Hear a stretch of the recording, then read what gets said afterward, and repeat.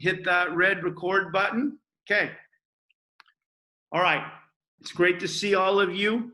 Let's segue. Let's continue to move on from the Antigone and start to segue from the Antigone to the first of the Platonic dialogues.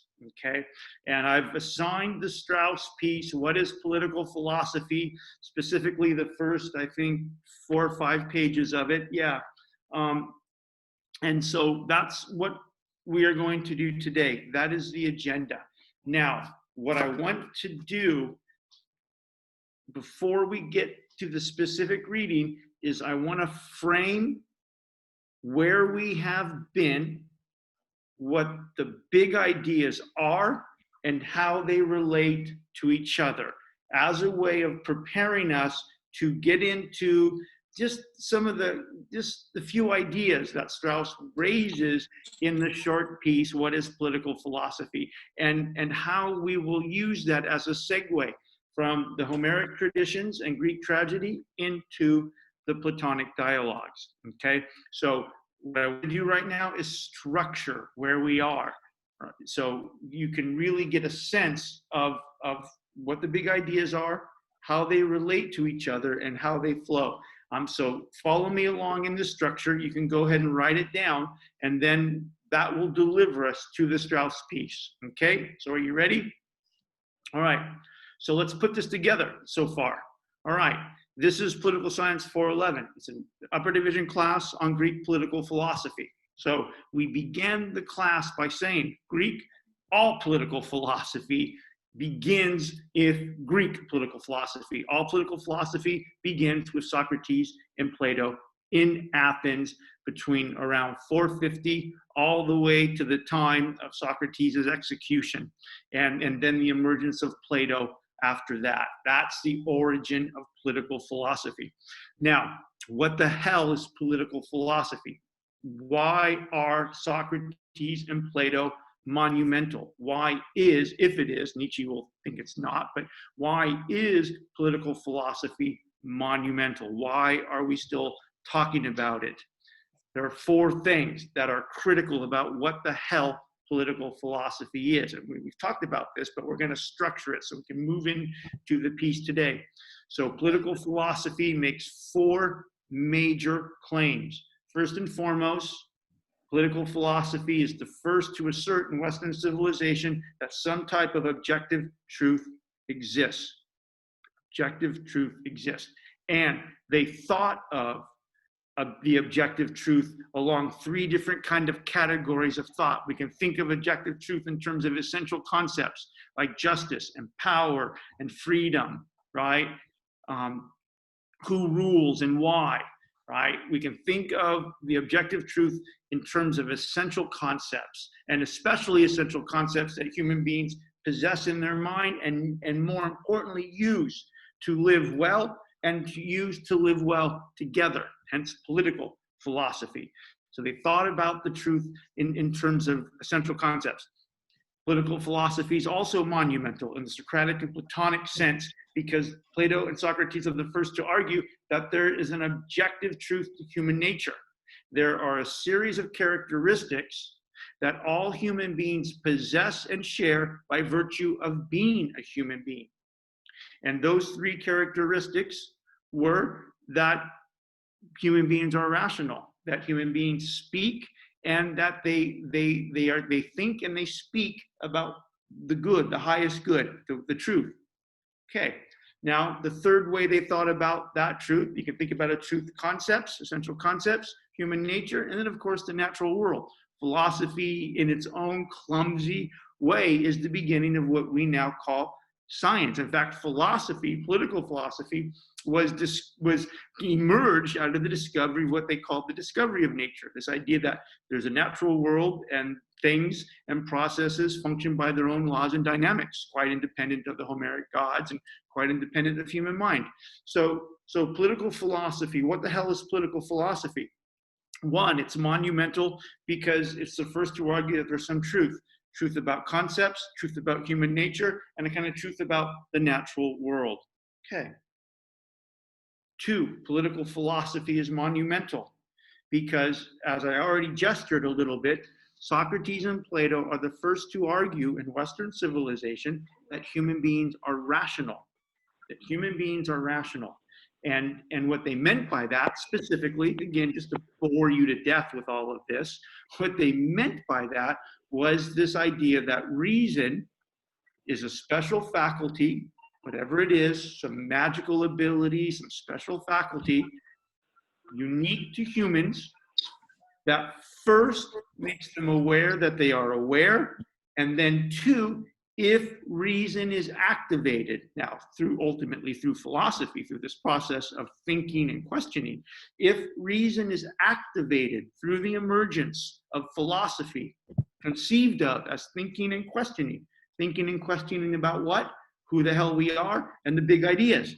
If reason is activated, then reason can become a tool that human beings, one, possess and can use to acquire knowledge about the essential concepts, about who we are, and even the natural world. So political philosophy is monumental because it says there's an objective truth out there. Two, human beings are rational. Three, the purpose of life for Socrates. And now, as we get to segue into Strauss and into the political, into the actual dialogues, we're going to see this. We're going to see Socrates living this purpose of life. The purpose of life for Socrates and Plato was to spend one's life to the best of one's ability and capacity to acquire knowledge about freedom, about justice, about virtue, about friendship, about love, to acquire as much knowledge about these things as we can. That, and again, that is the purpose. The purpose of life isn't wealth. The purpose of life isn't vanity. The purpose of life isn't pleasure. The purpose of life isn't likes on Instagram. Those things have their place in life for the Greeks, to be sure. The Greeks loved to party, right? To be sure, all those things had a role in life, but those things could never be the purpose of life. The purpose of life was to think about justice, about how you and I live well and how we live well together, and to acquire as much knowledge of those things as we can before we die. And indeed, as we will see when we get to the Crito,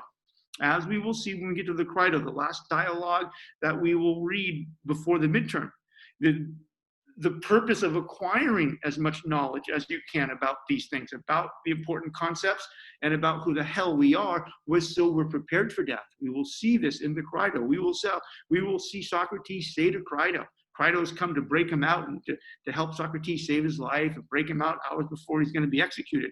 And Socrates says, I'm not going. The purpose of life, Crito, is not just to live. It's not just to extend life for another month or another year. That's not the purpose of life. The purpose of life is to live well. So this takes us to the fourth major part of political philosophy. You acquire all this damn knowledge. You spend your life acquiring knowledge of this as best you can, to be sure. And everybody has different ways of doing that, of course. But you acquire this knowledge. So the fourth point of political philosophy, you apply it to yourself first. So you become what Plato and Socrates and Aristotle, what the Greeks would have called self-governing. You become self-governing, right? And this was also a kind of synonym for living well. To become self-governing meant to live well. And what that meant, to live well, meant to live morally, kind of virtuously, to live well.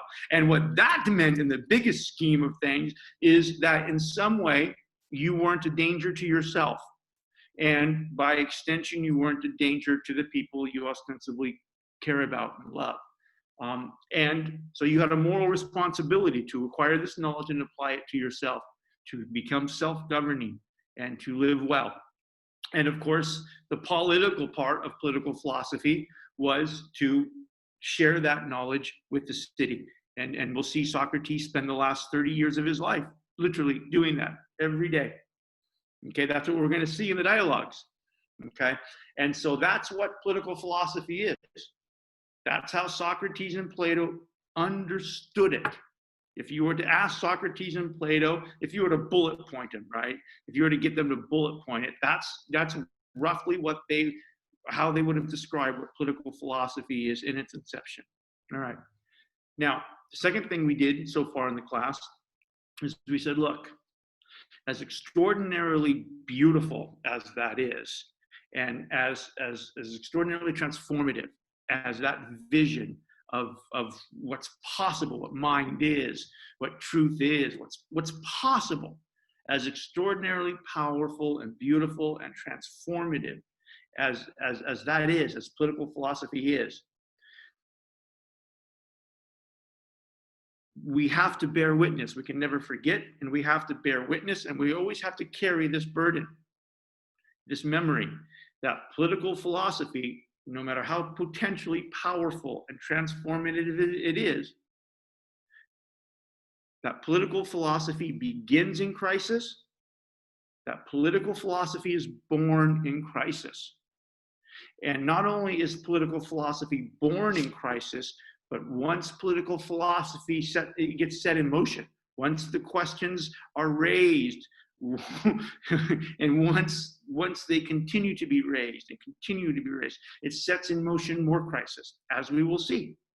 Okay, so political philosophy is simultaneous at the most profound levels, at the deepest levels. Political philosophy is simultaneous with crisis. It's born in crisis. It's a child of crisis. Political philosophy is in some ways a child of crisis, born of crisis. Crisis is its parents. We can be poetic about it, right? Right? Crisis, it's born in crisis. So that crisis is always with it, right? There is no political philosophy without crisis, because political philosophy is born in crisis. It's a child of crisis. And not only is it born in crisis, but as I said, once Socrates says, "Why do you rule?" or "Why is that your conception of friendship?" And by the way, not only why is that your conception of friendship, but have you noticed that your conception of friendship is causing all sorts of damage to the people you fucking care about? To the very people you think are your friends? Your concept of friendship is killing them. So once those questions start, what is friendship? What is love? What is citizenship? Who rules and why? What is justice? Once those questions are raised, it sets in motion crisis, right? And so political philosophy is simultaneous with crisis. That's why ultimately one needs to cultivate a kind of emotional strength personally inside. You've got to have a kind of emotional and spiritual strength to be a Socrates, to be a Plato, to be an Aristotle, and even to do that in your own unique way as a okay, who's not many of us are Socrates and Plato's and Aristotle's, to be sure, but everybody has a responsibility to be a political philosopher in his or her life. And to do that, that's going to require some emotional strength. It's going to require some spiritual clarity. It's going to require a lot of intellectual engagement. All right. So political philosophy is born in crisis, and it sets in motion crisis. And as we said, one of the governing themes we're going to see throughout the class, from the Antigone all the way to the Republic, from the beginning to the end, in this kind of heartbreaking circle, we're going to document that crisis in one way or another. The whole course, the kind of thematics and the dynamics of the course is a documenting of that crisis. It's a kind of documentary, a telling the story of how political philosophy is born in crisis, the very series of crises we see in the Antigone, and how when Socrates becomes the Socrates we know and love, how his questions set in motion more crisis, which again, up to the midterm, results in his execution. So we know how this ends. It's heartbreaking. They kill him. So the second thing we did was to kind of say, hey, as potentially noble and empowering and transformative and fucking cool political philosophy is, and what it promises, what it hopes, what it gestures to, it's a child of crisis. It's simultaneous with crisis. There's no political philosophy without crisis, either in its inception or in where it takes us. And this is something we can never forget. If we're going to be honest, if we're going to be authentic about who the hell we are and what we're doing, then we have to bear witness to that. We carry it with it all the time. There's no safe political philosophy. There's no political philosophy without pain, without suffering. All right. And then what's the next thing we did? We said, okay, so we said the third movement, okay, so political philosophy begins in crisis. Well, what kind of crisis? What do we mean by that? And we said, okay, let's look at Sophocles' Antigone. Let's look at Sophocles' Antigone from the point of view of Socrates and Plato. Let's read Sophocles' Antigone, and let's kind of look at it from the point of view of Socrates and Plato. Because as Socrates will tell us, as we will see absolutely beginning Thursday when we open up the Euthyphro, but we're all going to already kind of see it now,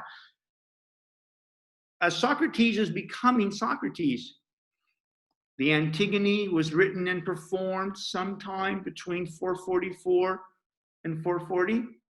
Socrates by this time is already 30, 35, right? By the time Socrates is becoming Socrates, by the time the Antigone is being written and performed in Athens, by the time Socrates is becoming the Socrates we know and love, Athens itself, the actual city of Athens, in a weird way mirroring the drama in the Antigone, the actual city itself, Athens itself, is in the beginning of what will become 30 years of crisis. The Athens that Socrates is living in from 440 BC all the way to his execution. The Athens of Socrates' time, the real Athens, the historical Athens. The Athens that existed from 440 to 399 until the time they kill him. This city is inevitably for 40 years kind of engulfed, convulsing through almost 40 years of crisis. Moral crisis, religious crisis, economic crisis, political crisis, and even war. Beginning in 430, as many of you know, beginning in 430, the Great War between Athens and Sparta begins, the Peloponnesian War, the Great War that Thucydides documents in his epic history, the history of the Peloponnesian War, the Great War between Athens and Sparta. A war that Athens starts, a war they start and they didn't have to, a war born out of arrogance, a war born out of greed, a war born out of the desire for more power, a war born, to put it in Professor Mitchell's language, a war born out of the dream of hegemony. And Athens starts this war, and this war facilitates even a whole series of even more micro crises inside of Athens. And again, I don't want to bore you with all of that, but the point here is when I say in a more abstract, general way, political philosophy begins in crisis, right? I don't mean it just in a kind of abstract, conceptual way. I mean literally when Socrates is walking around Athens, the city's on fire in various ways for 40 years. And it ends with the execution of Socrates and the Athenian loss to the Spartans in the war. So it ends terribly, catastrophically for Socrates and the Athenians. So this is an epic tale. This is an epic tale. All right. And so we say, okay, so political philosophy is not just born in crisis conceptually, but it's also born in crisis, in real moral crisis, in real religious crisis, in real economic crisis between the rich and the poor, in real political crisis between the aristocracy and the oligarchs on the one hand, and the emerging democracy in the other. Right? There's real crisis inside the city. Now, to illuminate some of the thematic elements of that crisis, we turn to Sophocles' Antigone. We said, all right, so let's read this brilliant tragedy by Sophocles called the Antigone. And of course, Thebes is a real city, but this is fiction. Obviously, Oedipus isn't a real person. Antigone is not a real person. This is fiction, to be sure, but it's fiction derived from real examples of crisis. So we said, all right, so let's read the tragedy. And what sort of themes are we going to look at? Where are we going to see various examples of crisis? Now, here's the key. Now, Socrates and Plato, this is why I'm boring you with this. Socrates and Plato are going to argue that the various crises that we see in who rules and why, the emergence of a kind of theological autonomy, the crisis of the tribal conception of justice, and ultimately what we called last week the theological political crisis, Socrates and Plato are going to argue that those various crises are created by the Homeric traditions themselves.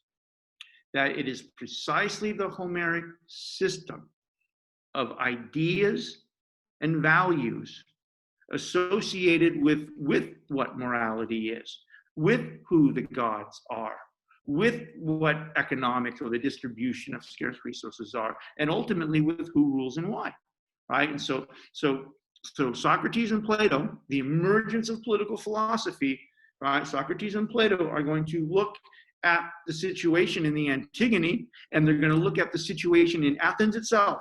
This is the important part.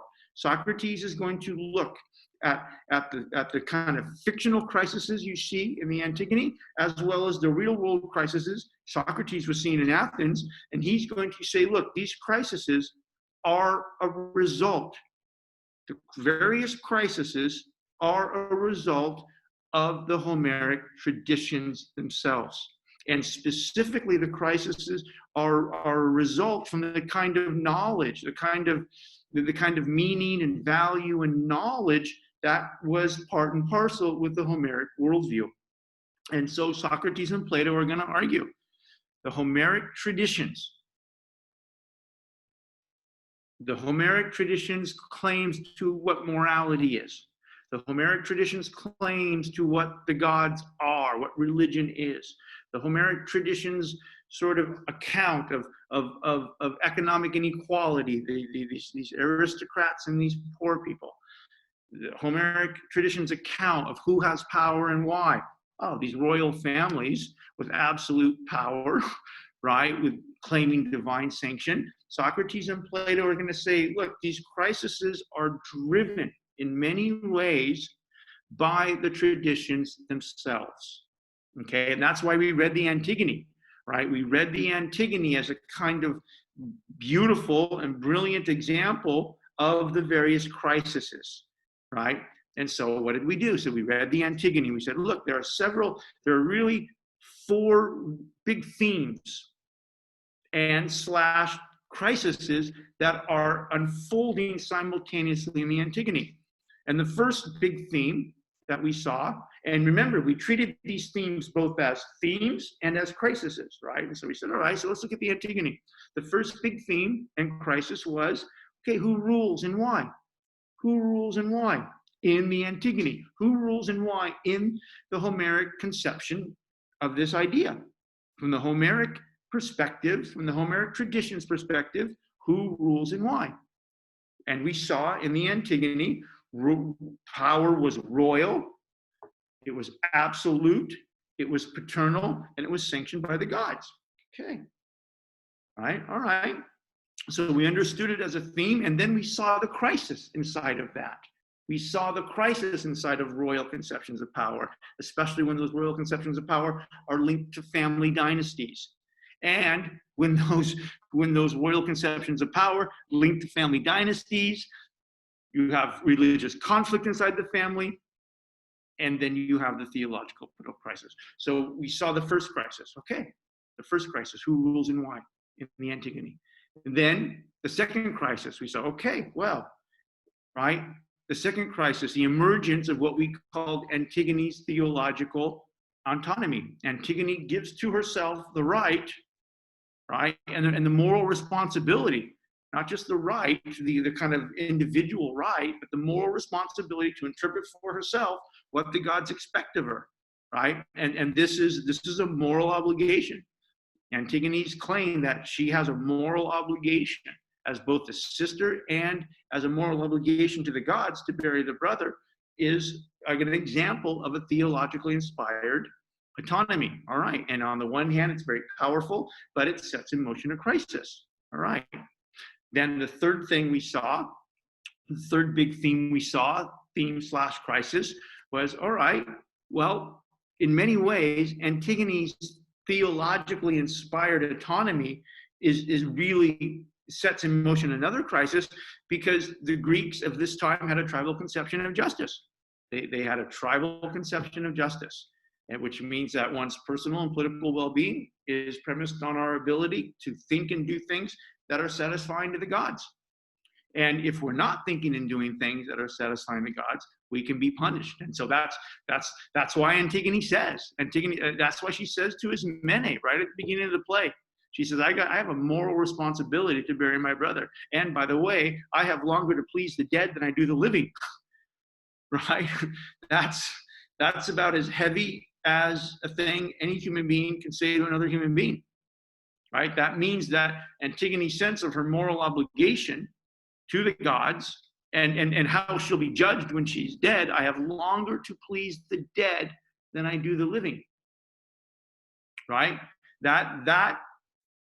That claim, given the Greek notion of the tribal conception of justice, right, sets in motion a whole nother series of crises, because as we saw, Creon very strongly believed, not very strongly, he correctly believed, right, that his moral obligation to the gods was to take actions, to think things and take actions that he thought would be pleasing to the gods. And so, as he understood his moral obligation in kind of service to the tribal conception of justice, right? Creon thinks he's thinking and doing things that are going to be satisfying to the gods, pardon me. And what that is, what that entails is honoring Eteocles and dishonoring the traitor Polynices, right? As Creon says many times, both to Antigone and to some of the council of elders, when have you ever seen the gods celebrating or honoring traitors? Right? So the the tribal conception of justice becomes a crisis in that way. All right. Okay, here we go. And then all of that cascades to the fourth major crisis, right? Political philosophy is born in crisis. What's the fourth crisis? The theological political crisis that emerges between Antigone and Creon. What happens, right? What happens now? So what is a theological political crisis? Well, there are two conditions that must be met. One, first condition that must be met, and it's met in Thebes as it was met in Athens, right? This condition was met in not only in the Antigone, the play, but it was also met literally, historically in Athens during Socrates' time.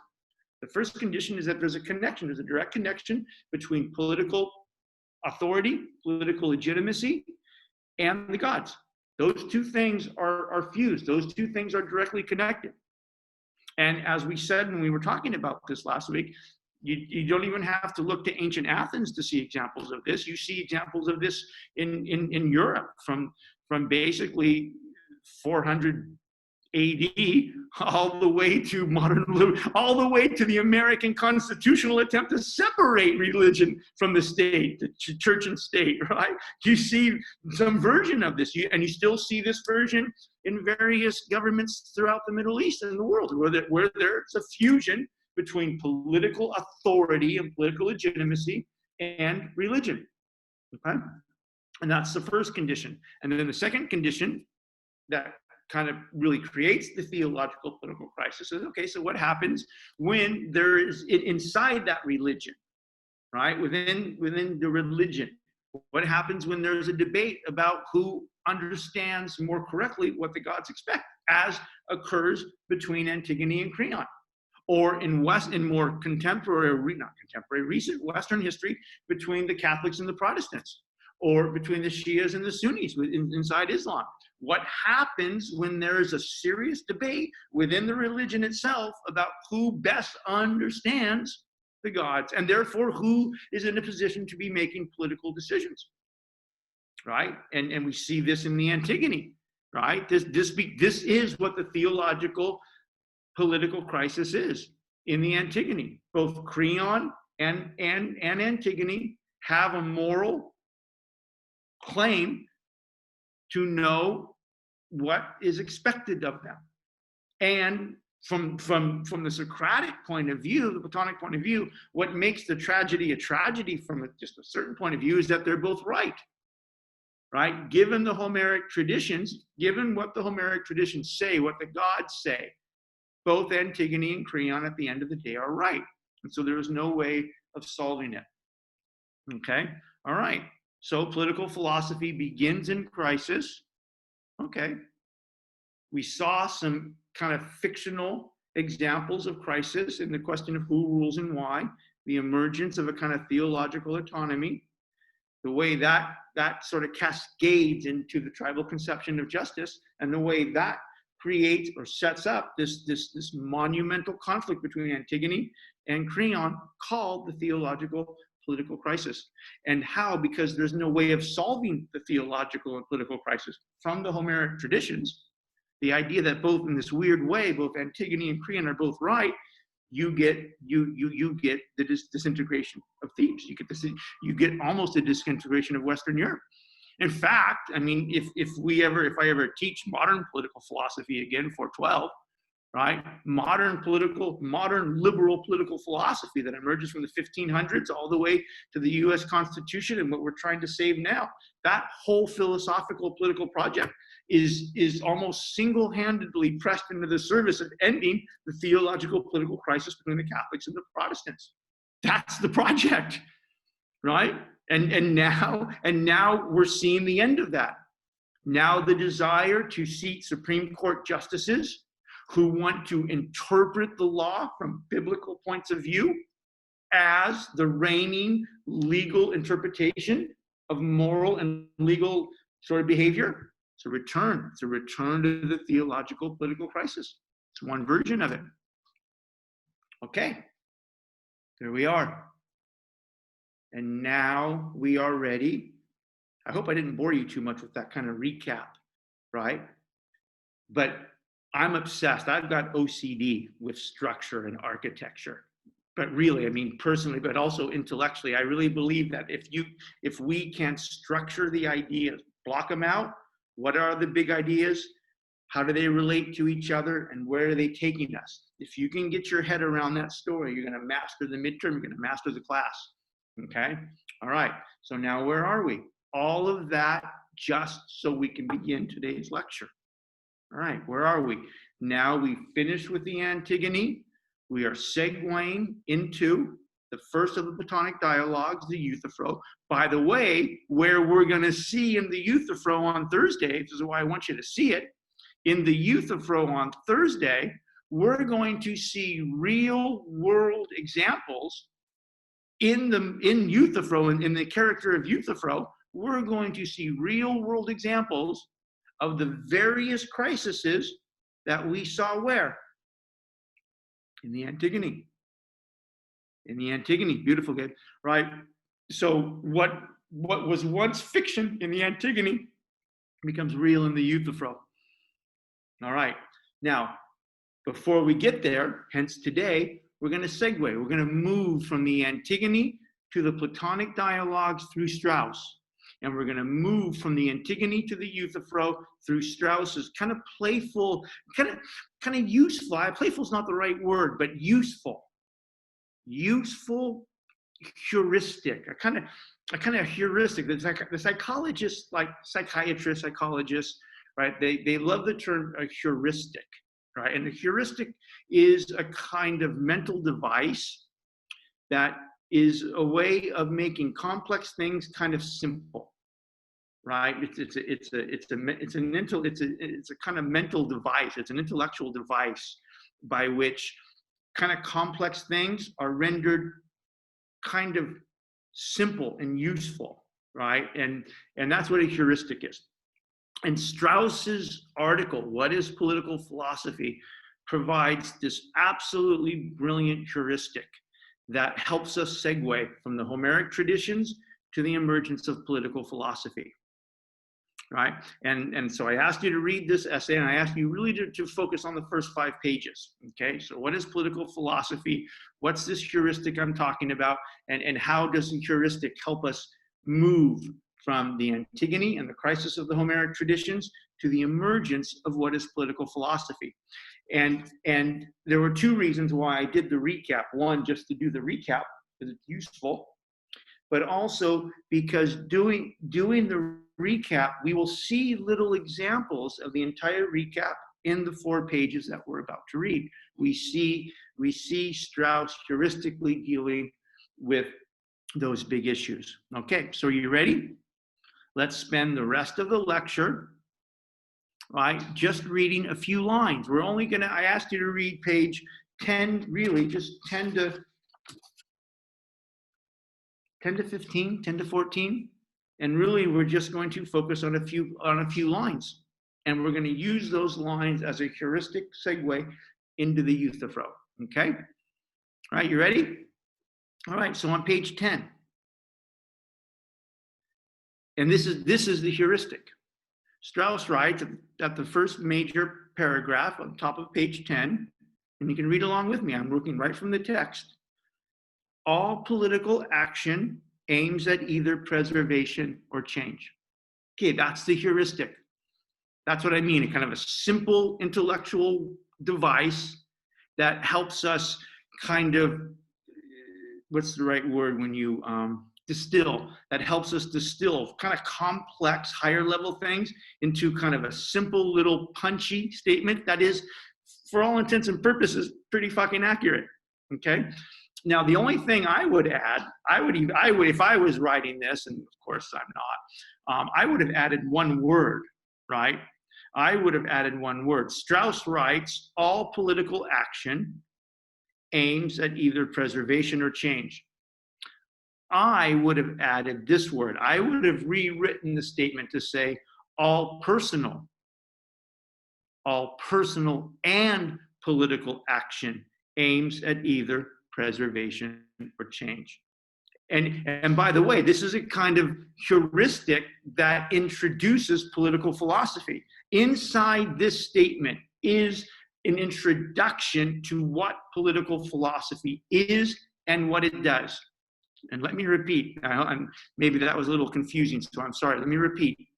Inside this little statement as heuristic, all personal and political action aims at either preservation or change. In that, literally, in that little statement is what political philosophy is and what it does. All right, so let's unpack it. Let's unpack it. When desiring to preserve, all personal and political action aims at either preserving the current state or change. Right? All personal. And I really like this. I'm kind of obsessed with this because I like it. And at a core level, it's right. All personal and political action aims at either preserving or changing. Okay, let's unpack that. When desiring to preserve, when we want to preserve, all action, all personal and political action either aims at preservation or change. Those are just, for right now, those are our 2 options. All right.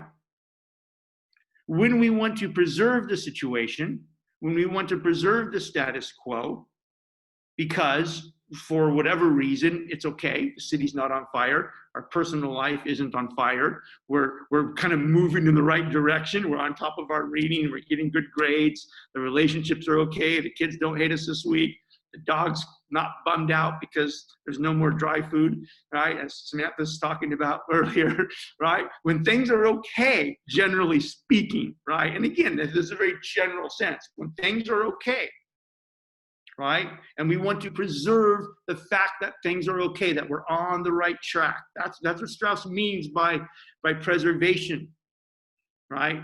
When we seek to preserve, we seek to preserve because there's this kind of sense that things are okay, right? They're headed in the right direction. They're maybe not perfect, but they're okay and they're heading in the right direction. The house clearly isn't on fire. The personal life isn't on fire. The marriage isn't on fire. The schoolwork's not on fire. Things are, for the most part, okay. Right? And he says, so all personal and political action aims at preservation or change.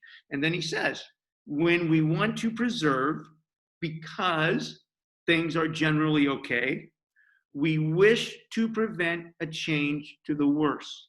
And this is important, right? So when we want to preserve because we think things are okay, right, then we try to make, to kind of have thoughts and take actions that continue things on the right track, right? We try to sort of have thoughts and ideas that keep us from moving to inferior situations. And that's what he means. When we want to preserve the situation, our thoughts and actions are directed in such a way that we want to prevent a change to the worse, right? So when things are okay, our thoughts and our actions at the most basic level are pressed into the service of avoiding falling into inferior situations, right? Things are good. We don't want things to go the other way. We don't want things to go bad. That's what he means. When desiring is such an odd verb. When we want to preserve, I'll paraphrase Strauss. When we want to preserve because things are okay, our thoughts and actions are pressed into the service of preventing a change to the worse. So our thoughts and actions are pressed into the service of avoiding falling into situations that are inferior to where we are. That's what he means by that. And then he talks about the other thing. However, when we want to change, our thoughts and our actions are pressed into the service of bringing about something better, right? Our thoughts and our actions are pressed into the service of bringing about something better, okay? And so that's kind of the heuristic. And again, we'll unpack it. So all personal and political action aims at either preservation or change. When things are okay, when we seek to preserve the situation, our thoughts and our actions are kind of guided by this desire, one, to keep things going the way they are, and to not have ideas and take actions that fuck things up. Right? That's what he means. When we desire to preserve, we wish to prevent a change to the worse. Okay. However, when it is no longer possible to preserve the current situation for whatever reason, when the current situation has become so critical, when the crisis, whatever it is, the crisis in the marriage, the crisis in the friendship, the crisis in the moral conflict, the crisis in the economic conflict, right? The crisis in the political conflict, the crisis in the theological political crisis, whatever the situation is, when the situation is no longer possible to be preserved, when the crisis is so critical that preservation is no longer possible, then human beings seek a change, obviously, because you can't stay where you are. You can't stay in the crisis. You can't stay in the existential crisis. Human beings seek something better, obviously. When desiring to change, we wish to bring about something better, right? And again, this is so intuitive, and in a weird way, it's so basic, right? All personal and political action seeks preservation or change. If things are good, if they're okay, if life is going in the right direction, our thoughts and our actions are pressed into the service of not fucking things up. But when things are bad, when things are in crisis, when preservation is no longer a possibility because you're going to die, and the family's going to be destroyed, and the city's going to be destroyed, when preservation is no longer a possibility, all personal and political action seeks change, and it intuitively, it naturally, it rationally seeks a change towards what? Something what? Better. Better. All right. And I added the word personal in here to Strauss's phrase, all political action. I added all personal and political action because I think it's a helpful way of resonating with us. And in one way or another, many of us have already been in this moment, in this heuristic. Many of us have been in places where, for a whole bunch of variety of reasons, of course, I'm not blaming anybody, so, the influences and the dynamics, these are very complex. But many people, by the time you become 20, and God forbid, 54 like me, right, you've come to a place in your personal life, in your moral life, in your academic life, in your marriages, your relationship with your kids, where there's a crisis, where there's a problem for some reason. And the crisis has become so acute, right? The fire has become so acute that you have two options. It is either going to destroy you, or you're going to wake up one day and you're going to say, fuck, that's enough. Whatever I've been thinking morally, whatever I've been thinking in terms of how I conduct my relationship with my marriage, or my moral relationships, or my business relationships, my work and school, however it is I've been thinking about that. However, and for us, a big one is say, like, we're obsessed with the idea that happiness is pleasure. So we're obsessed with this idea. The more pleasure that we feel, the happier we're going to be, and it's made us all junkies. We're all addicts, right? And so in one way or another, we've been here, and we've been in a place where preservation is impossible. The ideas in our head about important things are so flawed. The ideas in our heads about important things, about moral things, about friendship, about raising children, about being married, about being a citizen. For whatever reason, the ideas in our heads about those things, those essential concepts, are so flawed that they've created crisis. And our continued commitment to those ideas have just expanded almost exponentially the fucking crisis, to a point where the crisis becomes a crisis of life. You're an addict. Your relationships fail. You don't speak to your children, or you don't speak to your parents. You've committed yourself to being a university student, but you're failing out. Whatever, right? This comes in at least 31 flavors. It's like Baskin-Robbins ice cream. There's all sorts of ways crisis emerges, right? And everybody in this fucking class knows, because you've been in some, first of all, you can't avoid this. This is what consciousness is. This is what life is. Right? No one's fucking Buddha floating under the banyan tree. If you've got consciousness and you're alive and you love and you have friendships and you're trying to do your fucking best, you're going to have crisis, because we're all struggling with these ideas. Okay. Political philosophy is born in crisis. It's his point. And if for whatever reason the ideas in your head about the most essential things, if those ideas are flawed, they're going to create a crisis. And that crisis is going to get so bad that, again, two options are possible. You're either going to die or you're going to change. You're going to die or you're going to change. It's going to kill you, or you're going to wake up one day and you're going to say, fuck, this can't go on anymore. I cannot fucking go on drinking. I cannot go on spending money I don't have. I cannot go on treating my children in this way. I can't go on treating my parents in this way. I can't go on being married in this way. I can't fucking go on anymore like this. And once you get to that point, it's no longer possible to preserve. You can't, the preservation of the current situation, that's long gone. And you're either going to die, or you're going to live. You're going to change. And you're literally going to hope to change towards something what? Something better. So all personal and political action aims at either preservation or change. If things are okay, our thoughts and actions are dedicated to this idea that we're not going to make things worse.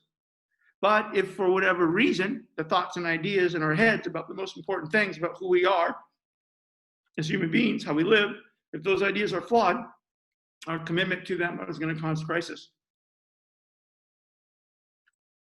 And if not checked, that crisis gets worse and worse until it either kills us or you change. Preservation or change. And in a very interesting way, this is where we see Socrates. Socrates is looking at the Antigone.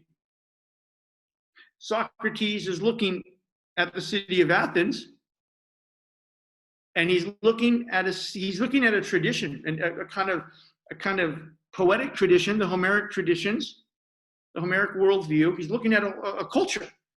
He's looking at a culture, a tradition, a kind of semi-coherent set of ideas about morality and the gods and gender relationships and family and economics and social structures and political structures. He's looking at a tradition that derives from the Homeric tradition, from the Homeric worldview, that is no longer in a position in which it can do what? Can preserve itself. Right? When you look at the situation in the Antigone, at the end of the Antigone, right, the crisis, this whole series of crises in the Antigone have become so bad. One, there is no preservation, and the crisis has destroyed the city.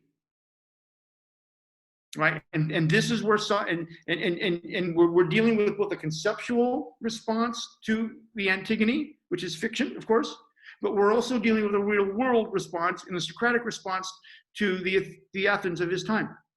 Socrates is walking around in a city that is in crisis.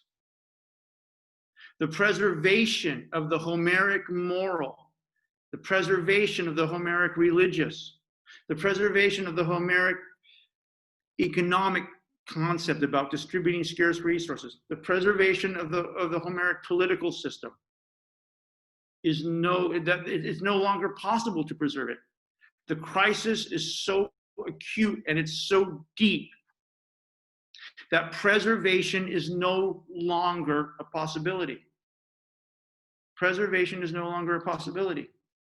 And if there is no decision and commitment to change, all thought, all personal and political action aims at preservation or change. Preservation is no longer a possibility. The individual lives of fucking Euthyphro and the life of the city of Athens is in crisis. The city is on fire. It is no longer possible to preserve the current situation as we now understand it and practice it. And we are either going to die, as Socrates in Athens did, by the way. This is what's so fucking heartbreaking about this. This is the heart of darkness.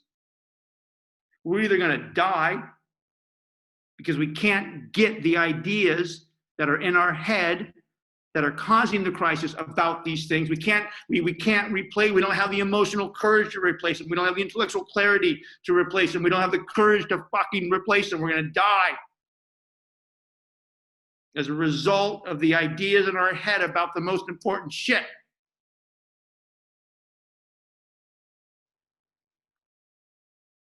And by the way, this isn't just the Thebes of Sophocles. This isn't just the Athens of Socrates. This is us. This is Dr. Drew. We have fucking television shows called Intervention, called Dr. Drew. Right? Fucking television shows. We profit off the suffering, which is even sicker, by the way. But we have shows where people come to the show and thank God the show exists to help them. And I'm not making a moral judgment about the people, but if you show up on Dr. Drew's show,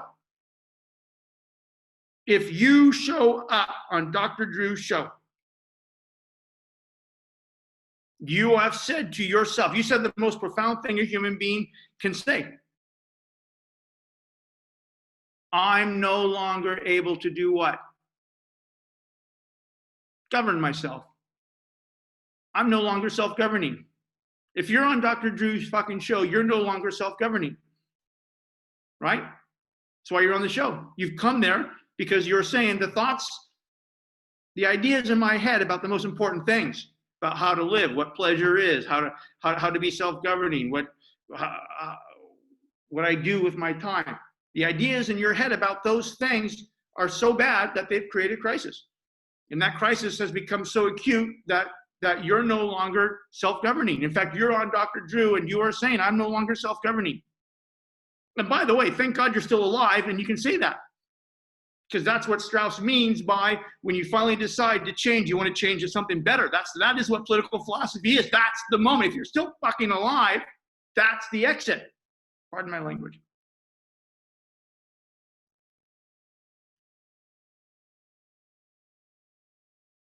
And so Socrates is alive during a time when it's no longer possible to preserve the lives of people and the lives of city, given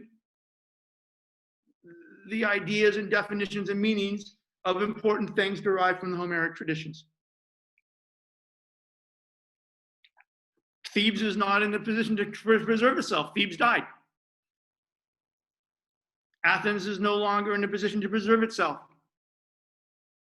If it doesn't change the ideas, if it doesn't replace the ideas it has in its mind about the most important things, it will die.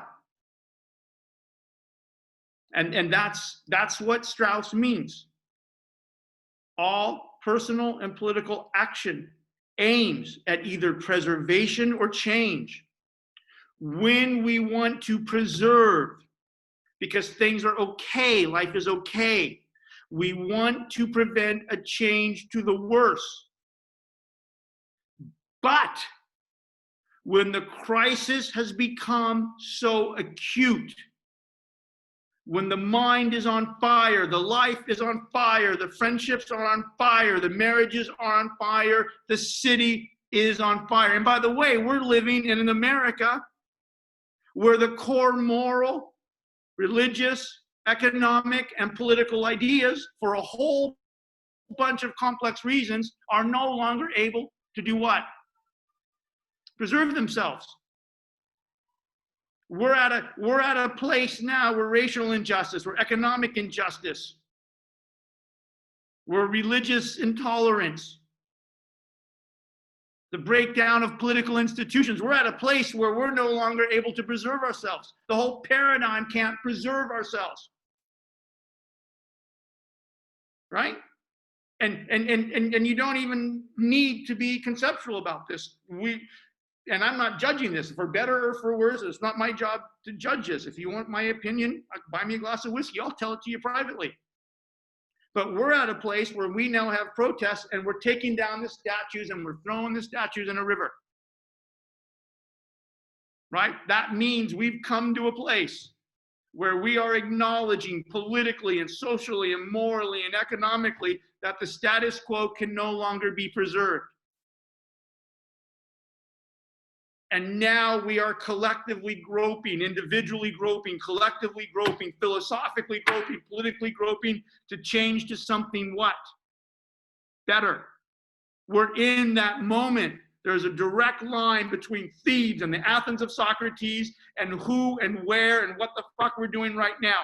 And all of that is encapsulated in this pithy little, punchy little, almost too simplistic phrase: all personal and political action aims at either preservation or change. When you want to preserve, you want to avoid a change to the worse. But when it's no longer possible to preserve, when the fire is so acute, when everything is burning, when you have to change, then you intuitively, you naturally, you rationally yearn to change to something elevating, to something higher, to something more empowering. That's what political philosophy is from Socrates and Plato's point of view. This is the moment of change. Socrates is walking around Athens for 30 years, talking to Euthyphro, talking to Miletus, talking to Crito. We can't, this situation can't preserve itself. This situation is destroying us. We're going to either change or we're going to die. And I keep talking about a heart of darkness moment in this class, and this is it. They choose to die. They kill Socrates knowing he's right.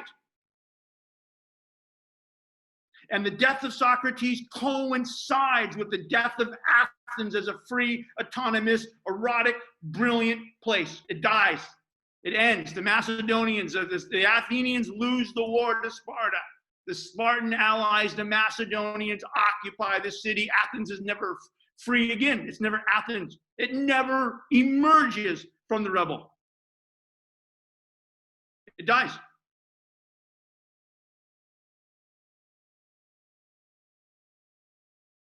All political action aims at preservation or change. When desiring to preserve, we wish to prevent a change to the worse. When desiring to change, we wish to bring about something better. That's life. That's the stream of consciousness. All political action is then guided by some thought. Now here's political philosophy. Here's metaphysics. Here's the beginning of Strauss's account of the origins of metaphysical philosophy. All political action is then guided by some thought of better and worse. But thought of better or worse implies thought of the good. And he means truth. You can just circle that good and write truth next to it. It implies, and he uses the word good because he means the good life, or the well-governed city. He means justice. That's what he means by good. But we could substitute the word good for the truth. But thought of better or worse implies some thought of truth. Now, here's why I've bored you with all of this. This is why this is a segue. This is why we're reading this to segue from the Homeric traditions to the emergence of what we're calling political philosophy in this class, to the emergence of Socrates and Plato in 450 BC. Well, Plato's not born until 427, but I mean that movement, that moment in world history. Here it is. But thought of better or worse implies thought of the good / truth. Now here we go. Here's the emergence of political philosophy. This is why I asked you to read this just for 3 lines. But it's taken us an hour and 15 minutes to unpack it because it's that deep and that simple at the same time, like love, deep and simple. The awareness of the good, the awareness of the truth, which kind of informs, guides all our actions, first has the character of opinion. Now, once we become aware that the thoughts and ideas in our heads about the most important things may not be good, that we have to change to something better, once we become aware of that, once we take that up as an awareness and as a practice of philosophy, political philosophy is born.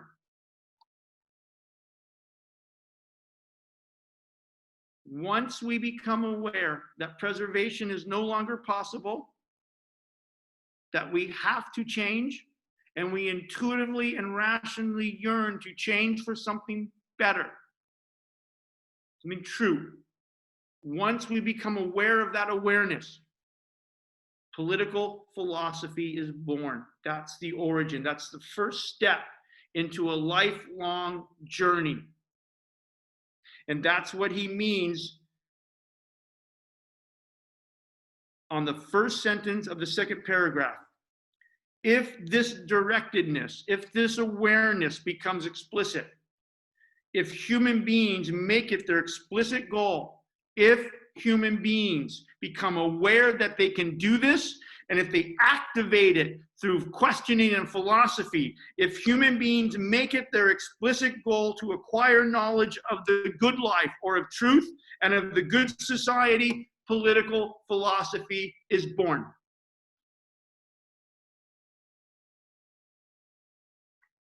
Love you guys very much. I'm going to say one more thing about this on Thursday, and then we're going to begin the Youth of Fro. We begin the Youth of Fro